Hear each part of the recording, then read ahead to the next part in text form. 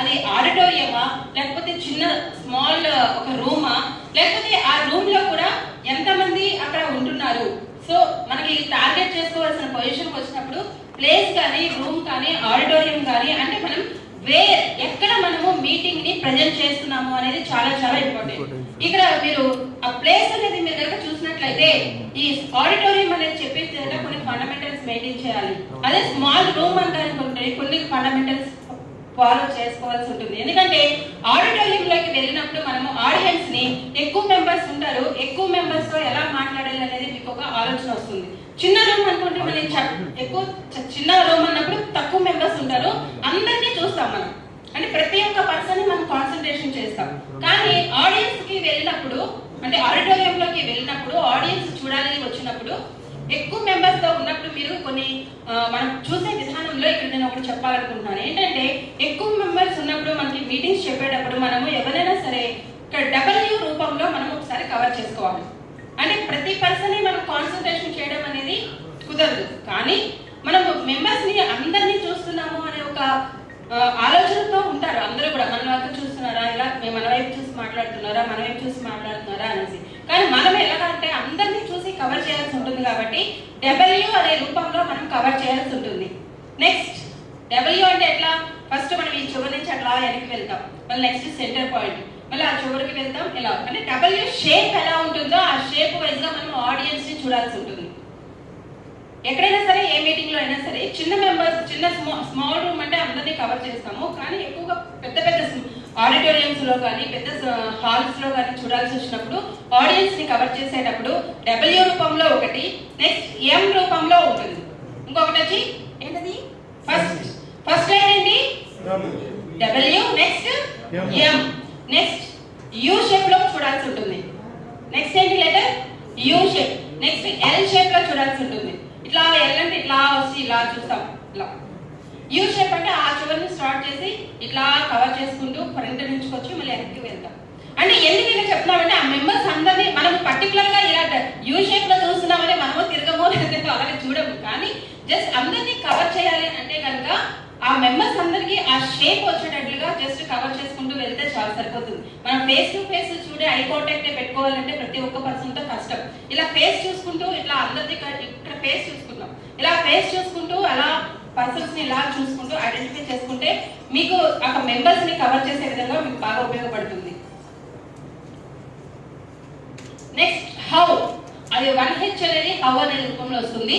Next when, 5Ws లో మనకి when అనేది కాంటెక్స్ట్, టైము, సబ్జెక్ట్, బ్యాక్గ్రౌండ్. ఇక్కడ ఏంటంటే మనము వెన్ ఎప్పుడు చెప్పాలి, ఎప్పుడు వెన్ అంటే ఎప్పుడు కదా, ఏ టైంలో చెప్పాలి, ఏ సబ్జెక్ట్ గురించి చెప్పాలి అనేది మనం ఇక్కడ అబ్జర్వ్ చేసుకోవాల్సి ఉంటుంది. ఏ టైంలో చెప్తున్నాము మనము, మార్నింగ్ చెప్తున్నామా, ఆఫ్టర్నూన్ చెప్తున్నామా, ఈవినింగ్ చెప్తున్నామా, ఏ టైంలో చెప్తున్నాం. ఇప్పుడు మధ్యాహ్నం అయిపోయింది, అందరూ లంచ్ చేసి వచ్చేసారు, అందరూ హ్యాపీగా లంచ్ చేసాం కదా, మనం ఎక్కువ కష్టపడ్డాము అని చెప్పేసి కాస్త రిలాక్స్ అయ్యాము ఉంటారు. ఆ టైంలో మనం ఏం చేస్తాం, వాళ్ళకి ఒకసారి రిమైండ్ చేస్తూ, ఒకసారి ఎక్స్ప్లెయిన్ చేస్తూ, ఒకసారి వాళ్ళతో చెప్పిస్తూ ఉంటే వాళ్ళకి కొంచెం ఫండమెంటల్స్ అనేవి ఆలోచనలోకి వస్తాయి. అంటే ఆ నిద్ర మూడ్ల నుంచి కొంత ఓవర్కమ్ అవడానికి అవకాశం ఉంది. కాబట్టి 1-4 సార్లు మిమ్మల్ని మాట్లాడించడానికి నేను ప్రయత్నం చేస్తున్నాను. ఎందుకంటే ఇది ఆఫ్టర్నూన్ టైం, అది మీరు గమనించండి. మనం ఏ టైంలో చెప్తున్నాం, మార్నింగ్ టైంలో అంటే ఫ్రెష్ గా వస్తారు, మనం ఒక అరగంట చెప్పినా కానీ వింటారు. నెక్స్ట్ ఈవినింగ్ టైం వచ్చేసరికి అందరూ కూడా కాస్త టైడీ పొజిషన్ లో ఉంటారు. అలాంటి వాళ్ళని మనము పికప్ లో చేయాలి అన్నా, ఒకసారి ఎంకరేజ్ చేయాలి అన్నా, వాళ్ళకి కొన్ని గేమ్స్ కానీ, కొన్ని సాంగ్స్ కానీ, లేకపోతే కొన్ని జోక్స్ కానీ వేసి మనం దాన్ని కొంచెం వాళ్ళతో మోటివేషన్ చేసినట్లుగా మనం చేయాల్సి ఉంటుంది. సో మనం ఏ టైంలో చెప్తున్నాము అనేది ఇక్కడ మీరు గమనించాలి. నెక్స్ట్ వాట్, సబ్జెక్ట్, మనం దేని గురించి చెప్తున్నాం. ఈ రోజు మన టాపిక్ ఫస్ట్ ప్రిపరేషన్ గురించి, ప్రెజెంటేషన్ గురించి. ఏ టాపిక్ చెప్తున్నాము, ఏం చెప్తున్నాము అనేది కూడా మనకి చాలా ఇంపార్టెంట్ అనే విషయం మీరు గమనించాలి. వెన్, వై, వాట్, విచ్ అనేవి మనం చూసాం. ఇప్పుడు హౌ అనేది అంటే హెచ్, 1H అంటే హౌ. ఆ హౌలో ప్లానింగ్ ఆఫ్ ప్రెజెంటేషన్ అని వస్తుంది. ప్రెజెంటేషన్ మనం చెప్పాలి అంటే మనం ప్లానింగ్ చేసుకున్న తర్వాత, ప్రిపరేషన్ అయిన తర్వాత ప్రెజెంటేషన్ కూడా చేయాల్సి ఉంటుంది. ఆ ప్రెజెంటేషన్ మనం ఎలా చేస్తున్నాము అనేది కూడా మనకి చాలా చాలా ఇంపార్టెంట్ అనే విషయం.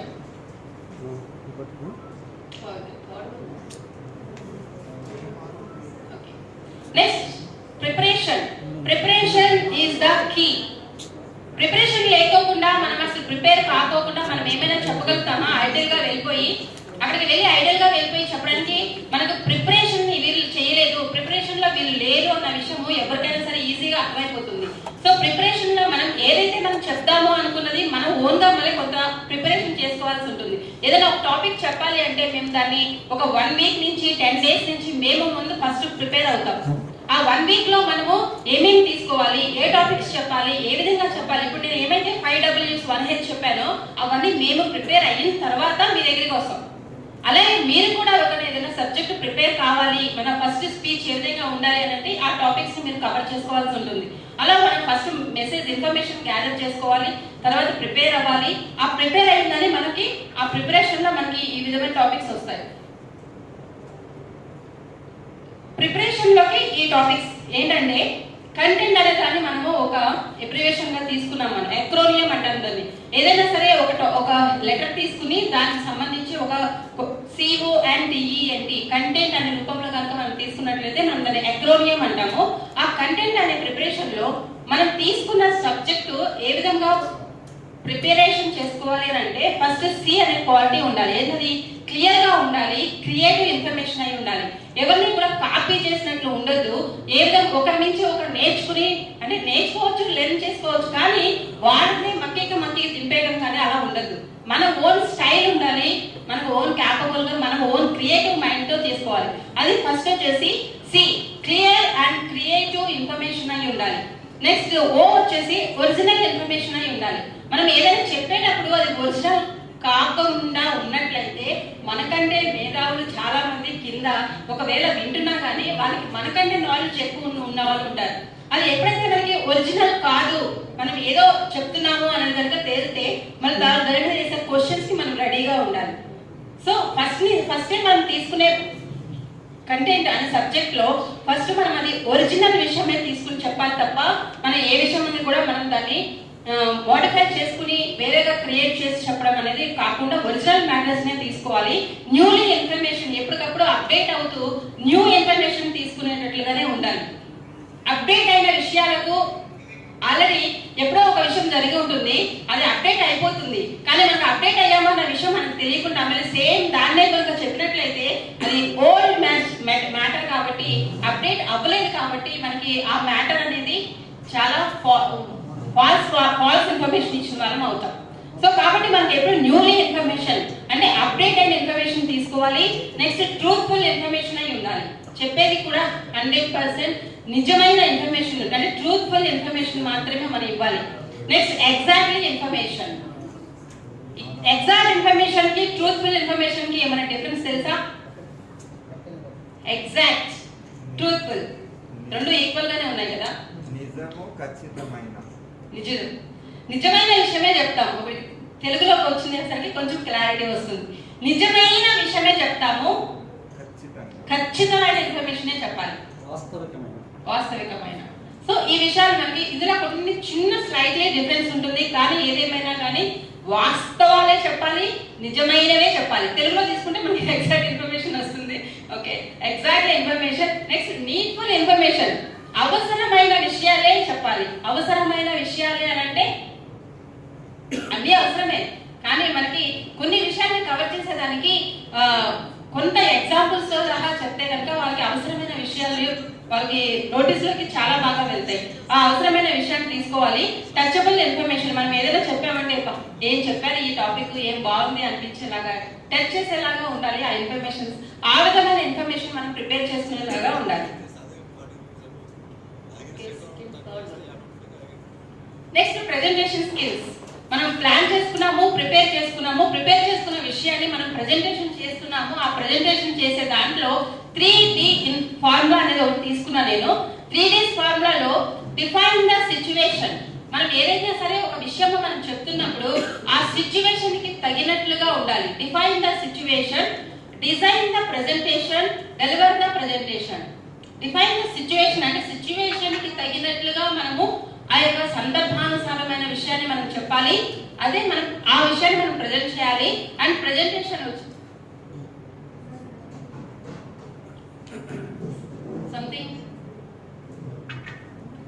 డిఫైన్ ద సిచ్యువేషన్, ఆ సిచ్యువేషన్ కి తగినట్లుగా మనం చెప్పినట్లయితే, అంటే డిఫైన్ కనుక ఆ సిచ్యువేషన్ కనుక మనం అనుకూలంగా మనం తీసుకుని, కొంతమంది ఆ సిచ్యువేషన్ అనుకూలంగా తీసుకుని ఈ సందర్భంలో ఈ రోజు మన మధ్యలో ఉన్నారు ఫలానా గొప్ప వ్యక్తి అని చెప్పేసి ఆ మెసేజ్ ని అలా టర్న్ చేస్తూ ఉంటారు, ఫామ్ చేస్తూ ఉంటారు. ఆ ఫామ్ చేసుకున్న విధంగా సిచ్యువేషన్ మనం ఉపయోగించుకునేటట్లుగా కూడా మనం ప్రజెంటేషన్ చేసుకోవచ్చు.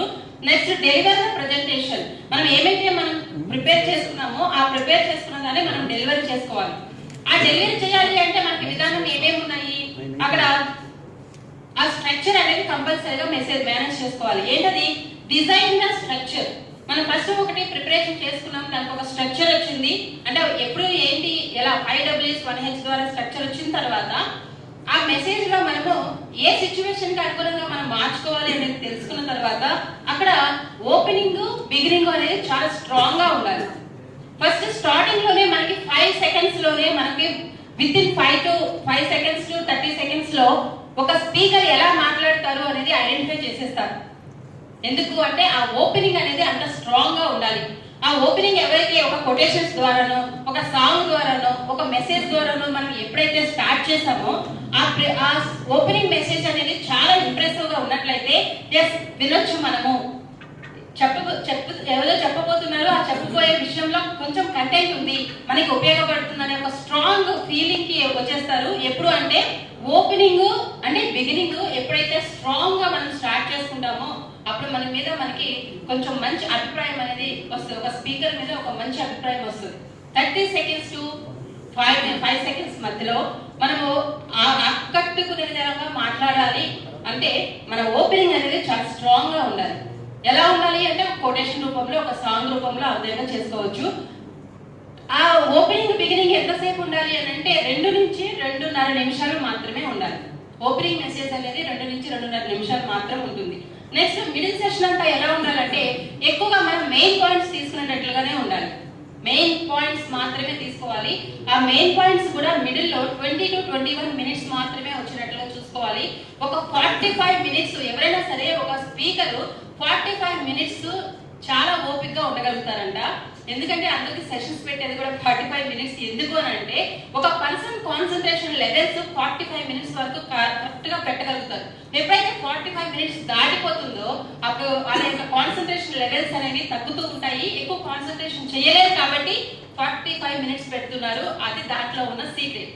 సో మనం కూడా ఓపెనింగ్ అండ్ బిగినింగ్ ఎప్పుడైతే స్ట్రాంగ్ గా ఉంటుందో ఆ తర్వాత మిడిల్ సెక్షన్ లో ఎక్కువగా పాయింట్స్ ఉండేటట్లుగా చూసుకోవాలి.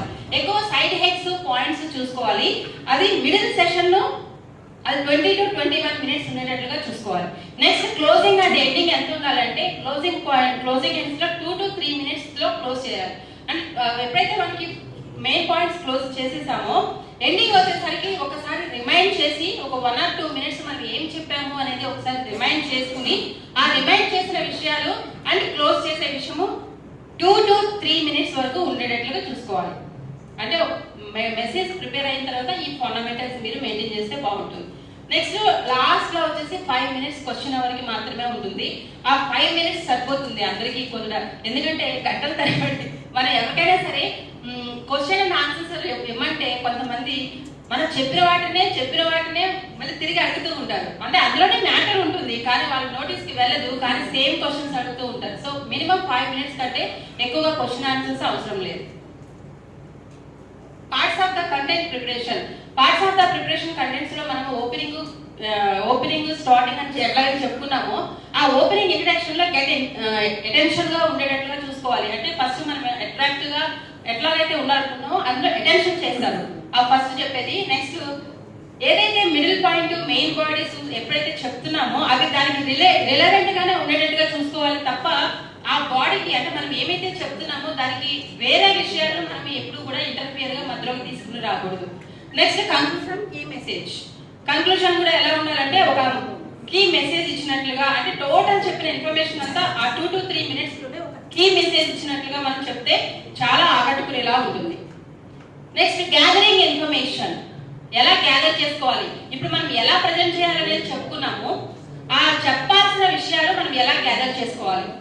ఫస్ట్ గ్యాదరింగ్ ఇన్ఫర్మేషన్స్ లో మనకి ఇలా అన్నాం కదా, జోక్స్ చెప్పుకోవచ్చు, స్టోరీస్ చెప్పొచ్చు, సాంగ్స్ చెప్పొచ్చు, కొటేషన్స్ చెప్పొచ్చు, పోయమ్స్, ఎగ్జాంపుల్స్. వీటన్నిటి కూడా అన్ని ఉండాలా అంటే ఉండొచ్చు, అది మీ యొక్క క్యాపబుల్ బట్టి అన్ని కవర్ చేయొచ్చు. ఏవైనా 2-3 అయినా ఉండేటట్లుగా చూసుకోవాలి. వీటిల్లో ఏమైనా సరే మీరు కనుక తీసుకున్నట్లయితే ఆ స్పీచ్ చాలా చాలా అద్భుతంగా ఉంటుంది. ఈ పాయింట్స్ ఉండేటట్లుగా మీరు కవర్ చేసుకోండి. Next collection of data.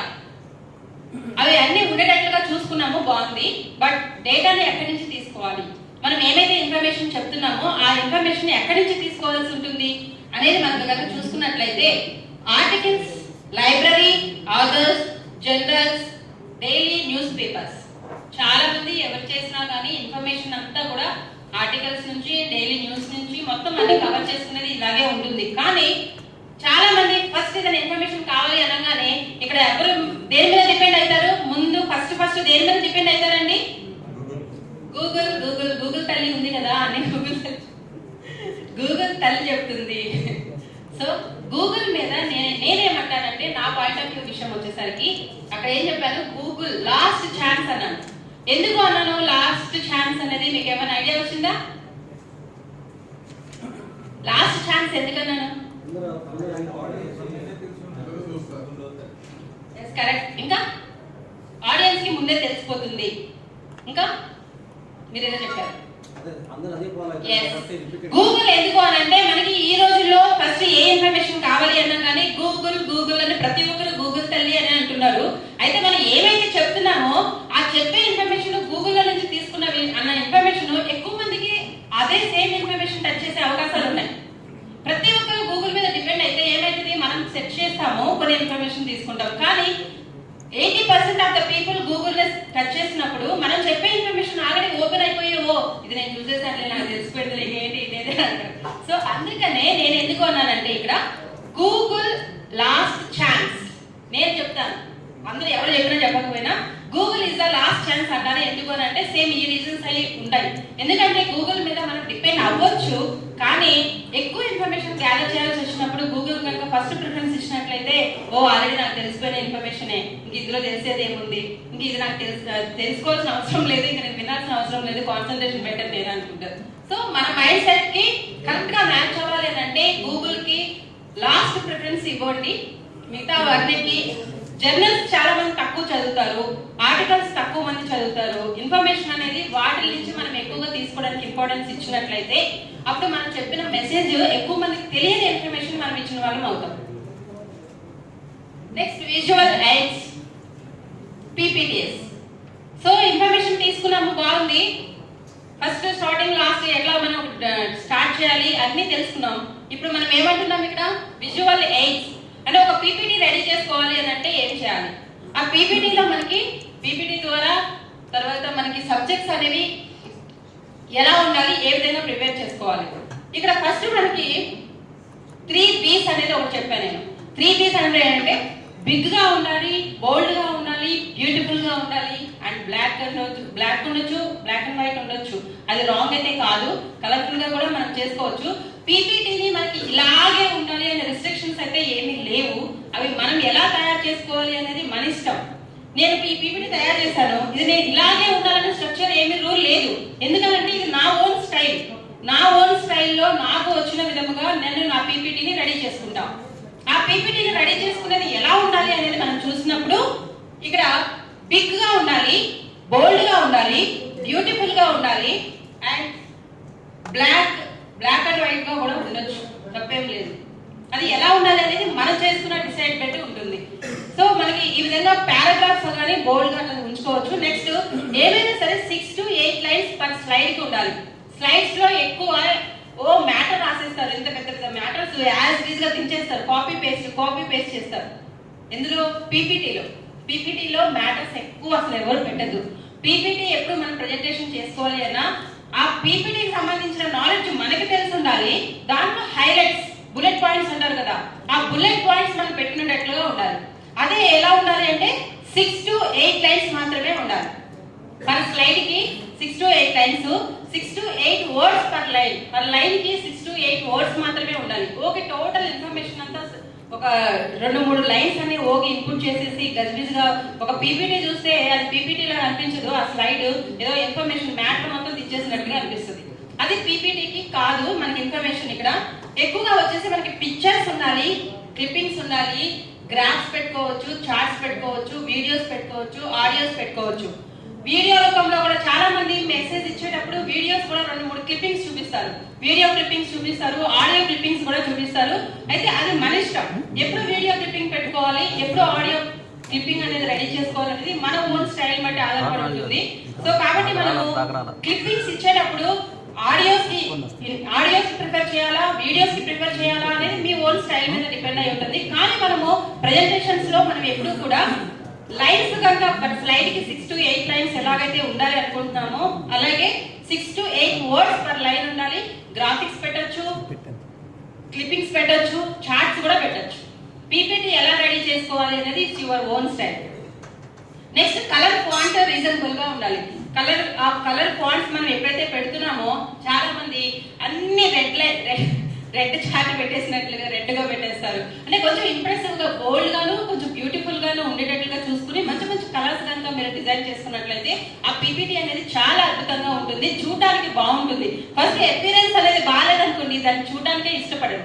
First PPT ready చేసుకునేటప్పుడు కొంచెం రీజనబుల్, మరి ఓవర్ కలర్స్ వాడకూడదు. 1 or 2-3 కలర్స్ మాత్రం వాడితే సరిపోతుంది. అది ఫాంట్ సైజ్ కూడా 20 to 28 రూపంలోనే మాత్రమే ఉండాలి. 15-16 కాకుండా. అంటే హెడ్డింగ్స్ ఒకే ఒక స్టైల్ ఉంటుంది, అండ్ సబ్ హెడ్డింగ్స్ ఒక స్టైల్ ఉంటుంది, కింద మ్యాటర్ కి ఒక స్టైల్, ఒక ఫాంట్ ఉంటుంది. సో అన్నిటికీ డిఫరెంట్ వేరియేషన్స్ చూపించాలి అని అంటే ఒక్కొక్క దానికి ఒక్కొక్క ఫాంట్ స్టైల్ అనేది మీరు క్రియేట్ చేసుకోండి. నెక్స్ట్ ప్రెజెంటేషన్ స్కిల్స్ లో essential of the effective speech, planning, preparation, examples, key messages, active and energetic style of presentation. మనమే యాక్టివ్ గా కనుక మనం లేవనుకోండి చెప్పేటప్పుడు, ఈ రోజు నేను ఫలానాది చెప్పడానికి వచ్చాను కదా మీకు, ఓకే నేను చెప్తా ఉంటాను మీరు వింటూ ఉండండి అని నేనే సగం నీరసంగా ఉన్నాను అనుకోండి, అది ఆ ప్రెజెంటేషన్ బాగుంటుందా? ప్రెజెంటేషన్ అంటే ఎప్పుడు కూడా ఎనర్జెటిక్ గా ఉండాలి. ఎలా ఉండాలి? ఇప్పుడు మీరు ఎనర్జెటిక్ గా ఉన్నారు, ఎందుకంటే నేను చెప్పేది బాగా మీరు క్యాచింగ్ చేస్తున్నారంటే మీరు ఎనర్జెటిక్ గా ఉన్నట్టు, నేను ఎనర్జెటిక్ గా ఉంటే మీరు ఎనర్జెటిక్ గా ఉన్నట్టే. వై? బికాస్ నేనే నీరసంగా ఉన్నాను అనుకోండి, మీరు కూడా సగం నీరసం అయిపోతారు. సో కాబట్టి ఇక్కడ బి యాక్టివ్ గా ఉండాలి, ఎనర్జెటిక్ గా ఉండాలి. Style of the presentation, styles different styles, అది మనకంటూ ఒక ఓన్ స్టైల్ ని క్రియేట్ చేసుకునే ప్రెజెంటేషన్ అయి ఉండాలి. ప్రతి ఒక్కరు కూడా ప్లానింగ్, ప్రిపరేషన్ అనేది ఎప్పుడైతే మనకి ఇందాక నేను చెప్పిన కంటెంట్ ఎక్కడి నుంచి తీసుకోవాలి, ఏ విధంగా తీసుకోవాలి అనేది కనుక ఐడియా ఉన్నట్లయితే మీకు ఎప్పుడు షివరింగ్ అనేది రాదు. ఏం చెప్పాలనేది మీకు ఒక ప్లానింగ్ ఉంటుంది కాబట్టి మైక్ ఇచ్చిన ప్రతి ఒక్కళ్ళు కూడా చాలా ఎఫెక్టివ్ గా మాట్లాడతారు. Next control presentation anxiety. చాలా మందికి వచ్చింది బాగా చెప్పేద్దాం అనే ఒక యాంగ్జైటీతో వచ్చేస్తారు. అయితే ఇక్కడ కొన్ని ఫండమెంటల్స్ మెయింటైన్ చేస్తున్నాం. ఏమిటంటే remove negative thoughts by self talk. I can do. ఏంటది? అంతేనా? ఇంకొంచెం ఐ కెన్. ఓకే, ఇక్కడ నుంచి మంచి సౌండ్ వచ్చింది. I can. ఇంకోసారి చెప్పండి అందరూ. అంటే ప్రెజెంటేషన్ అనేది నేను చెప్పగలనా లేదా అనేది డౌట్ అక్కడే మీకు స్టార్ట్ అవుతుంది. మీరు నా మీద నాకు కాన్ఫిడెన్స్ ఉంది, నేను బాగా ప్రిపేర్ చేసుకున్నాను అని అనుకుంటే ఎస్ ఐ క్యాన్ అంటారు. ఏమంటారు? ఎస్.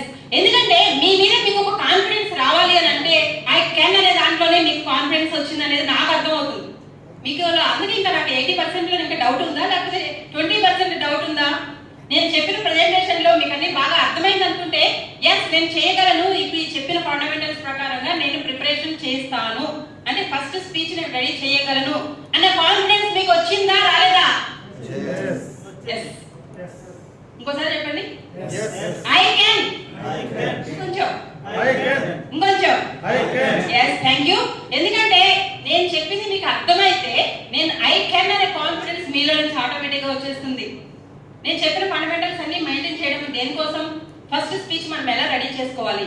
అందులో ఐ కెన్ అనేది వచ్చిందంటే ఎప్పుడైనా సరే మీ మీద మీ కాన్ఫిడెన్స్ ఎప్పుడైతే ఉంటుందో మీ స్పీచ్ అనేది 100% ఇవ్వగలుగుతారు. నేను అసలు ఇస్తానా ఇవ్వనా, ఈ పాయింట్ నేను కవర్ చేస్తానా లేదా, ఇక్కడ ఎలాంటి ఆడియన్స్ ఉన్నారో, ఎవరు నన్ను క్వశ్చన్ చేస్తారో, ఏ పాయింట్ ని పట్టుకున్నారో అనే ముందుగానే మీ అందరికి మీరే అనుకున్నారు అనుకోండి, అంటే ఆ క్వశ్చన్స్ ముందుగానే వాళ్ళకి నుంచి వస్తాయో రావో తెలియదు కానీ ముందుగా మీరే అనుకుని మీరు ఒక డౌట్ లోకి వెళ్ళిపోతారు. ఆటోమేటిక్ గా అక్కడ ఏముంది, నెగిటివ్ థాట్స్. దాని ఏమంటారంటే నెగిటివ్ థాట్స్.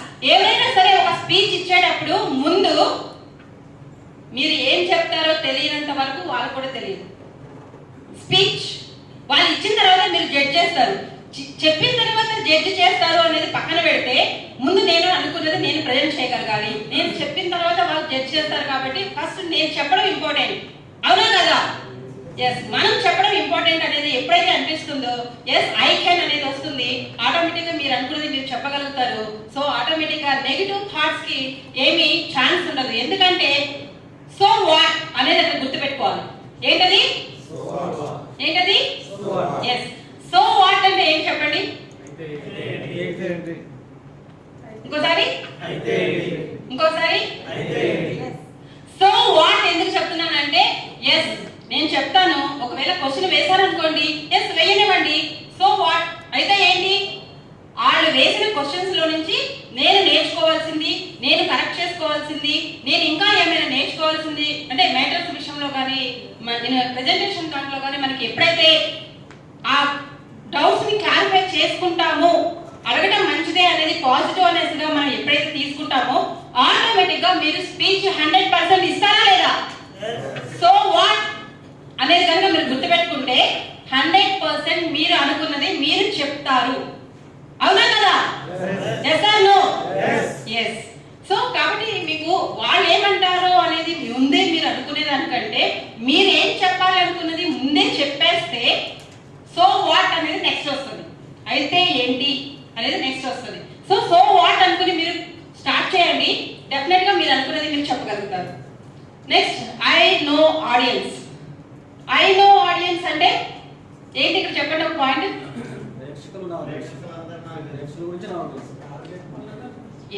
ఇక్కడ నేను ఐ నో ఆడియన్స్ అంటే ఏంటంటే ఇప్పుడు నేను ఇప్పుడు స్టేజ్ మీద ఉన్నాను.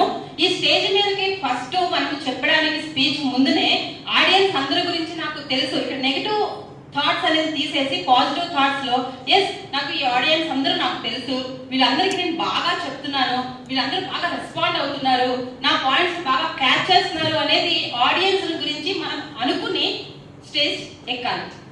ఆటోమేటిక్ గా నేను బాగా చెప్తున్నాను అంటే మీరు ఆటోమేటిక్ గా బాగా చెప్పేస్తారు. నేను చెప్పలేను అనేది ఎప్పుడైతే వస్తుందో అసలు ముందులోనే షివరింగ్ వస్తుంది. సో కాబట్టి నేను బాగా చెప్తున్నాను, నాకు ఆడియన్స్ బాగా తెలుసు. ఇక్కడ ఒక పాయింట్ ఏంటంటే meet the audience if possible. ఇక్కడ కొన్ని కండిషన్స్ ఇచ్చాను. ఏంటవి? నాకు ఆడియన్స్ బాగా తెలుసు అనే దాంట్లో మీరు మీ పాసిబుల్ బట్టి మాక్సిమం కూడా ఒక ఆడియన్స్ ని ముందుగానే మీట్ అవ్వడానికి ప్రయత్నం చేయండి. ఎట్లా? ఒక మీరు ఎప్పుడైతే ఏ ప్లేస్ లోకి అయితే మీరు వెళ్ళి స్పీచ్ ఇవ్వాలనుకుంటున్నారో ఆ ప్లేస్ లో ఒక 5 to 10 minutes బిఫోర్ కనుక వీలైతే మాక్సిమం 30 minutes బిఫోర్ కనుక మీరు వెళ్ళి అక్కడ ఉన్నట్లయితే ఆడియన్స్ ని మీరు వాచ్ చేస్తూ ఉన్నట్లయితే ఏ ఏజ్ గ్రూప్ వాళ్ళు వస్తున్నారు, ఎలాంటి వాళ్ళు వస్తున్నారు, ఇక్కడ ఆడిటోరియం ఎలా ఉంది, ఇక్కడ అట్మాస్ఫియర్ ఎలా ఉంది, స్టేజ్ నాకు కంఫర్టబుల్ గా ఉందా లేదా, నేను ఎక్కడ నిల్చుని నేను స్పీచ్ ఇవ్వడానికి అవకాశం ఉంది, ఇవన్నీ మీరు స్టడీ చేయడానికి అవకాశం వస్తుంది. Yes or no? ముందుగానే మీరు చెప్పాలనుకున్నప్పుడు ఫస్ట్ ఆడియన్స్ గురించి తెలుసుకోవాలి అని అనుకున్నప్పుడు ముందుగానే ఆడియన్స్ ని మీట్ అవ్వండి. అవసరమైతే మాట్లాడొచ్చు. ఎస్ 30 minutes బిఫోర్ రీచ్ అవ్వాలి. Next breathe in deep practice. Breathe in deep practice.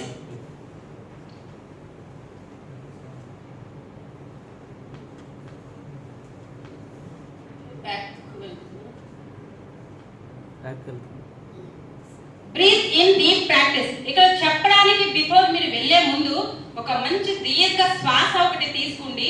అది మిమ్మల్ని మీరు సెల్ఫ్ రెడీ చేసుకోవడానికి అవకాశం వస్తుంది. అంటే అవకాశం ఉన్నట్లు మంచిగా బ్రీత్ తీసుకుని ఒక స్టార్ట్ చేసుకుంటే మీకు మంచి మెడిటేషన్ అవసరమైతే ఒక 1-2 minutes మెడిటేషన్ అంటే బీ కూల్ అనుకుని వస్తారు కదా, బీ కూల్. సో మీకు లోపల నుంచి ఏమైనా అనిపించినా కానీ బీ కూల్ అనుకుంటూ కొంచెం ఆ స్ట్రగుల్ అనేది మనలో ఉంటుంది. కంపల్సరీగా ఎలాంటి వారికైనా ఎంత ఎక్స్పీరియన్స్ ఉన్నా స్పీకర్ అయినా సరే జస్ట్ 1-2-3 seconds అన్న ఆ ఫియర్ ఉంటుంది. ఫియర్ అనేది నేను అదని ఫియర్ అనకూడదు, బట్ ఆ సింటమ్స్ అనేది కనిపిస్తూ ఉంటుంది. ఎప్పుడైనా సరే ఈ స్టేజ్ ఎక్కిన తర్వాత స్టార్ట్ చేసే స్టెప్ బిఫోర్. కాబట్టి మనకి కొత్తగా స్పీచ్ ఇచ్చే వాళ్ళకి అది కొంచెం ఎక్కువగా అనిపిస్తుంది. కాబట్టి మనం ఏం చేయాలంటే బ్రీత్ ఇన్ డీప్ ప్రాక్టీస్, అలా మనం బ్రీత్ తీసుకుని స్లీప్ వెల్ బిఫోర్ డే కనుక మనం మంచిగా పడుకోవాలి, మంచిగా నిద్ర తీసుకోవాలి. సో స్లీప్ కనుక మనం మంచిగా ఆ రోజంతా ప్రిపేర్ చేసుకుని స్టేజ్ లోకి వచ్చేసరికి డల్ గా ఉంటూ ఎనర్జెటిక్ గా లేకోకుండా నిద్ర మూడ్ లో ఉంటూ నేను ఏం చెప్తున్నానో నాకే తెలియదు. ఆ రోజు బాగా కష్టపడ్డాను, కానీ ఆ స్పీచ్ ఇచ్చే టైంకి మాత్రం నిద్ర వస్తుంది. సో ఇలాంటి సిమ్టమ్స్ లేకుండా ఉండాలంటే ఏం చేయాలి? ముందు రోజు మంచిగా స్లీప్ తీసుకోవాలి, బ్రీత్ అనలైజ్ తీసుకోవాలి. ఇక్కడ పోయింది. సో మంచిగా బ్రీత్ అనేది ఒక 5 minutes 2 minutes అనేది మనకి ఫస్ట్ మనం సెల్ఫ్ రెడీ చేసుకోవాలి. దాన్ని మనం ఏమంటామంటే ఎఫర్మేషన్స్ అంటాం. నేను బాగా చెప్తున్నాను, నా ఆడియన్స్ బాగా వింటున్నారు, ఆడియన్స్ నుంచి మంచి రెస్పాన్స్ వస్తుంది అనేది మనకి. ఇక నెక్స్ట్ వచ్చేసి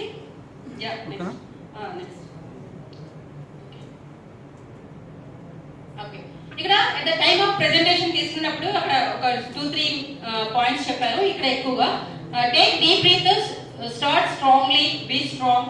స్టార్ట్ చేసేటప్పుడు బీ స్ట్రాంగ్ గా ఉండండి, షో ప్యాషన్, సో యాక్టివ్ గా ఉండండి, కనెక్ట్ విత్ ఆడియన్స్.